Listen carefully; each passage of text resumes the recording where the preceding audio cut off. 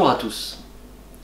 Nous continuons l'exploration des 6 paramitas, des 6 qualités éveillantes qui sont la mise en œuvre de l'esprit d'éveil, cet état d'esprit développé par le Bodhisattva, cet être courageux qui décide d'aller au-delà de la saisie d'un soi, de la préoccupation de soi pour s'ouvrir aux autres. Il sait qu'il y a là la cause de l'éveil et aussi la capacité progressivement acquise d'aider les autres à leur tour réaliser l'éveil. Nous avons vu le premier entraînement à travers les 3 premières paramitas, la générosité, l'éthique et la patience. Cette fois, nous allons voir la paramita, puisque c'est l'ordre dans lequel elles sont présentées, qui soutient l'ensemble de l'entraînement spirituel et qui est l'effort enthousiaste. C'est un choix de traduction, effort enthousiaste. Il y a 2 dimensions là-dedans.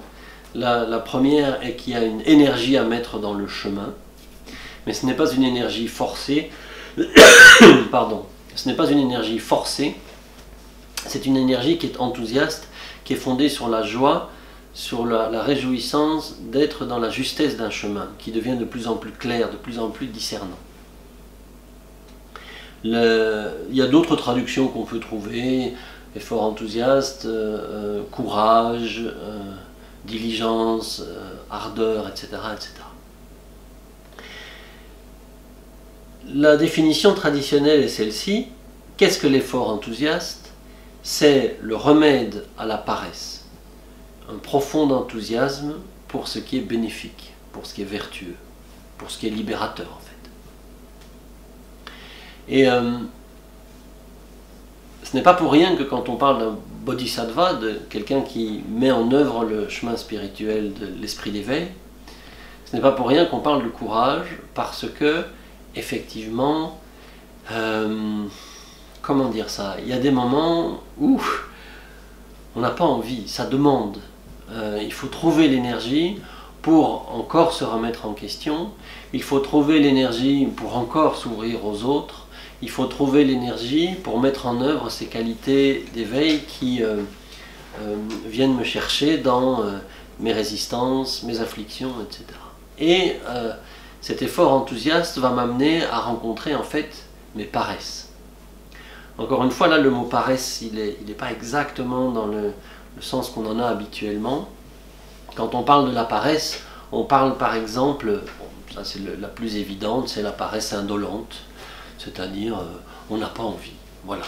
Il serait question de pratiquer la générosité, d'être attentif à son éthique, d'être patient dans les situations.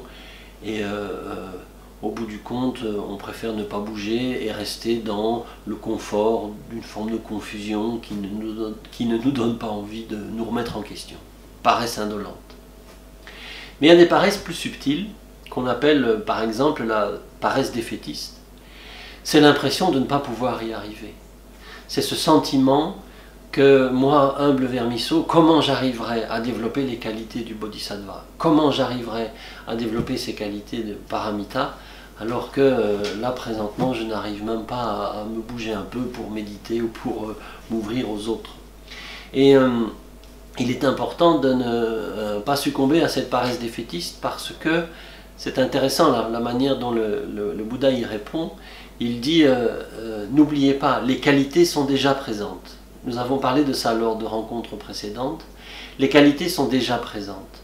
La clarté fondamentale de l'esprit est inhérente à chacun. Et puisque cette clarté est déjà là, elle est ce qui est le plus proche de nous.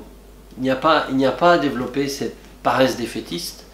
Le chemin consiste en fait d'abord à dissiper ce qui empêche à ces qualités, à cette clarté de se révéler. Donc il n'y a pas de raison de se décourager vu que ce que l'on recherche, nous le possédons déjà. Et il y a une troisième paresse, elle peut prendre différentes formes.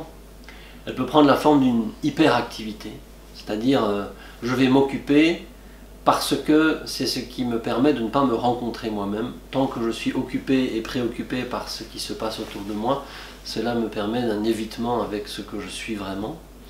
Ou c'est mettre en œuvre toutes sortes d'actions qui ne sont pas bénéfiques et finalement prendre une direction opposée à travers mes états d'esprit et mes actions.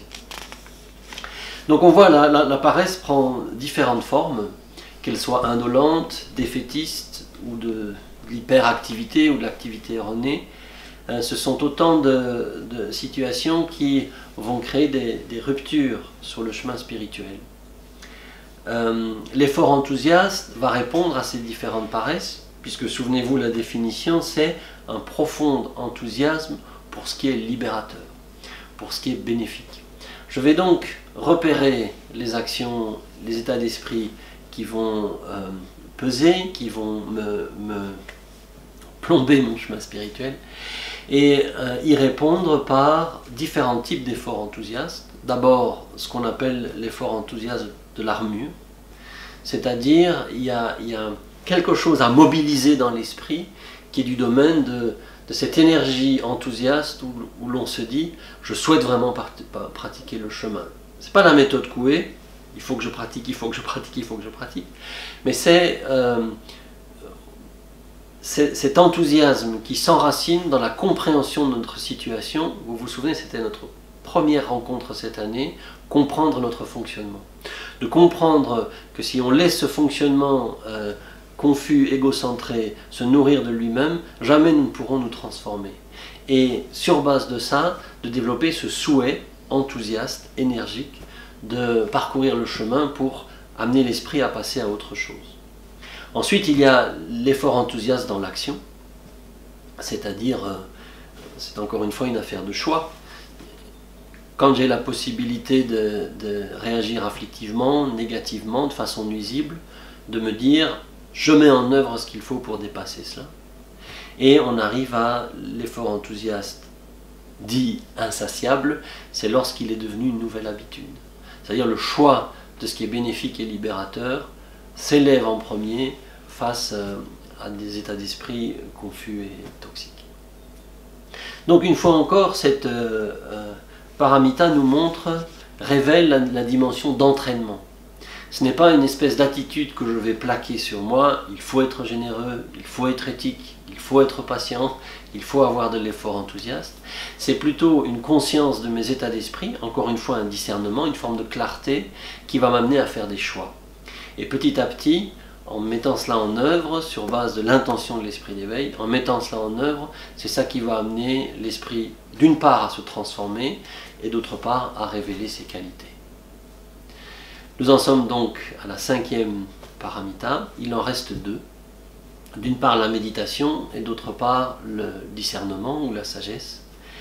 Nous n'aborderons pas la méditation parce que plusieurs vidéos ont déjà été tournées sur ce sujet. Je vous renvoie à notre chaîne YouTube où il y a environ 6 vidéos sur ce que n'est pas la méditation et comment la mettre en œuvre. Et vous retrouverez là toutes les caractéristiques de cette paramita.